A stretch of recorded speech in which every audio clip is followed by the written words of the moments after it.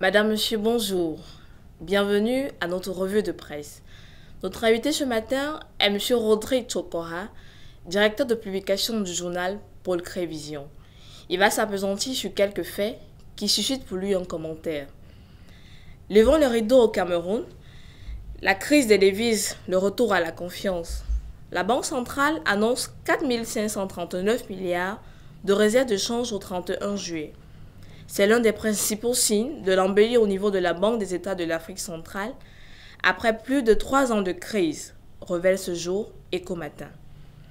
Restons toujours au Cameroun avec le journal Le Soir, qui titre sur les résolutions fortes du Conseil d'administration extraordinaire de la Société immobilière du Cameroun de ce mardi 20 août 2019 qui auront été la désignation de Madame le ministre de l'Habitat et du Développement urbain, Célestine Ketia-Cortés, au poste de président du Conseil.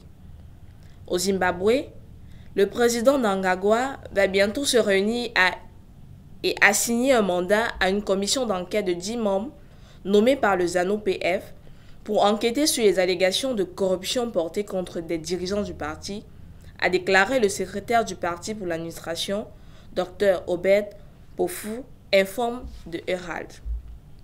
Toujours en Afrique du Sud, c'est le chaos dans les écoles. Un élève battu à mort, des voleurs armés entrent effrontément dans les salles de classe. La violence et la terreur ont pris d'assaut 2 écoles, l'une dans l'est de Londres, l'autre dans une zone rurale près de Kumbo, informe Daily Dispatch. Le tabloïd Le Sowetan révèle que le pasteur controversé du Limpopo, James Tobagale, a été libéré sous caution de 200 000 rands après avoir été reconnu coupable de 2 chefs de viol devant le tribunal régional de Mankoin cette semaine. Tobagale de l'église de délivrance du Christ de Sejeko, Polokwane, par l'intermédiaire de son avocat Simon Bapola, a demandé une caution pour lui permettre de consulter un psychologue ou un psychiatre privé avant la condamnation qui était initialement prévue pour hier. En Angola, le président de la République, João Lorenzo, accueille aujourd'hui un sommet quadripartite au cours duquel seront signés des instruments d'accord entre l'Ouganda et le Rwanda en vue de résoudre la crise politique entre ces 2 pays voisins de la région des Grands Lacs, informe le journal de l'Angola.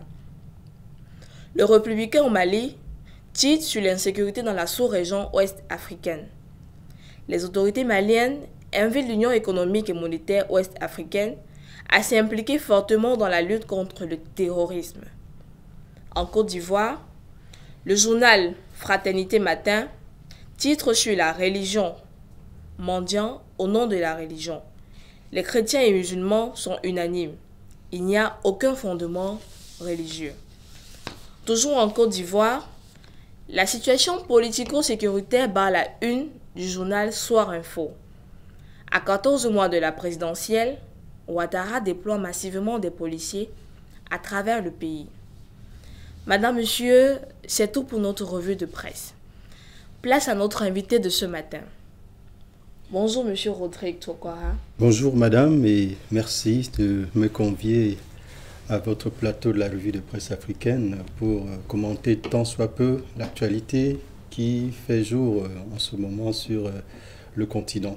C'est un réel plaisir pour moi de me retrouver sur ce plateau. Okay. Disons que par rapport à tout ce que vous avez déroulé comme actualité, il y a 2 faits majeurs qui ont retenu mon attention, notamment le sujet sur la crise des devises. Justement. Vous savez que les pays, les États de la zone CEMAC, la communauté monétaire et africaine de l'Afrique centrale, ont décrié depuis un certain temps, notamment en ce qui concerne les entreprises, ont décrié le problème des devises. Et c'est un problème qui dure depuis un certain nombre d'années. Au Cameroun spécialement, le patronat, c'est-à-dire que le grand regroupement des hommes d'affaires camerounais ont décrié cette situation et ont adressé un courrier à l'endroit de la Banque centrale pour ce niveau. Donc nous nous réjouissons que aujourd'hui que la Banque centrale annonce 4 539 milliards de réserves de change au 31 juin. Et je crois que si cela est fait, ça va effectivement donner une bouffée d'oxygène à l'économie de la sous-région et permettre aussi que le petit peuple, parce que nous vivons au jour le jour, puisque nous faisons des transactions, nous vivons les problèmes de rareté même de la monnaie. Donc on se pose la question où est passée la monnaie, alors que nous avons une banque centrale, cette société, instance fêtière en charge de la monnaie qui devrait pouvoir résoudre ce problème. Nous pensons que c'est une bonne annonce que cela se fasse et que notre économie en soit gaillardie. Passé ce fait, il y a également cette affaire de pasteur. Le pasteur James Toba Gale, qui est accusé de 2 chefs d'accusation de viol. Et dont son avocat demande une mise en liberté pour qu'il puisse s'expliquer, pour qu'il puisse consulter un psychologue, un psychiatre. Je pense que c'est assez un fait grave, parce que nous vivons en Afrique des phénomènes des bonbons pasteurs qui tout le temps arnaquent les fidèles, prennent des femmes des gens. Donc il faut que ce phénomène cesse. Parce que des pasteurs qui se donnent à des églises, raflent les fidèles, et puis on entend par-ci par-là que des pasteurs ont pris les femmes des gens, ont violé les femmes des gens. Il faut que cela ça cesse. Alors pour le cas d'espèce, moi je dis que il n'est pas bon qu'un pasteur qui est accusé de tel méfait soit libéré sous prétexte qu'il va consulter un psychiatre. Et là même, c'est un subterfuge, parce que, bien évidemment, le psychiatre va dire que certainement il est atteint d'une maladie mentale, donc on va demander que la peine, il a droit à des circonstances atténuantes. Je pense que c'est des méthodes farfelues pour pouvoir s'échapper à une peine. Je pense que ce pasteur mérite vraiment qu'on le condamne à la peine qu'il faut.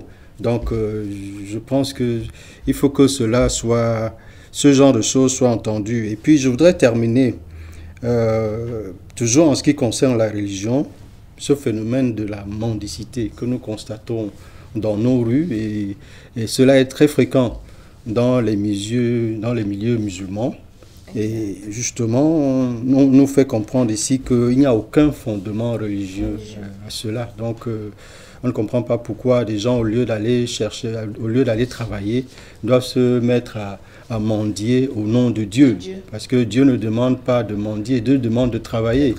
Et puis, c'est même un principe cardinal qui est inscrit dans la Bible. On doit manger à la sueur de son front. Merci à vous, Monsieur Chokwara, pour votre commentaire. Merci. Nous sommes honorés de votre présence sur notre plateau. Merci de nous regarder et bonne suite de programme sur Africa TV.